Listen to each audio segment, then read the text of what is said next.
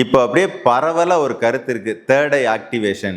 Third ஐ activate பண்ணுறது எப்படி அப்படின்னு சொல்லிட்டு, அது உண்மையா அப்படிங்கிறது ஒரு கேள்வி. இப்போ தேர்ட் ஐ அப்படின்னு சொல்லக்கூடிய அந்த மூன்றாவது கண் ஆக்கினை பகுதி இருக்கு இல்லையா, அதை ஆக்டிவேட்லாம் பண்ண முடியாது. அதுக்கு ரைட்ஸ் யாருக்கிட்டையுமே இல்லை. அது ஆல்ரெடி ஆக்டிவேட்டில் தான் இருக்கும்.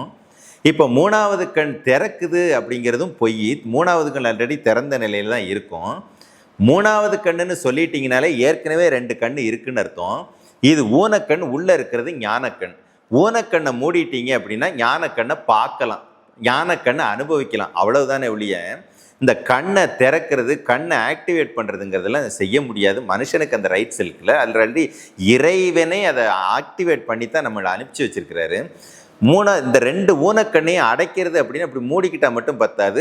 இந்த ஊனக்கண் வெளியில் செயல்படக்கூடிய செயலை கட்டுப்படுத்திட்டா மூணாவது கண்ணு சொல்லக்கூடிய ஞானக்கண் அதை நம்மளால் அனுபவிக்க முடியும், அதனுடைய வல்லமையை புரிஞ்சிக்க முடியும். அதுதான் உண்மையான வார்த்தை. அப்போ திறக்கிறது ஆக்டிவேட் பண்ணுறதெல்லாம் கிடையாது, உணர மட்டும்தான் முடியும். அதையும் ஊனக்கண்ணினுடைய பணிகளை நிறுத்தினால் உணர முடியும். இதுதான் உண்மை. குருவே சரணம்.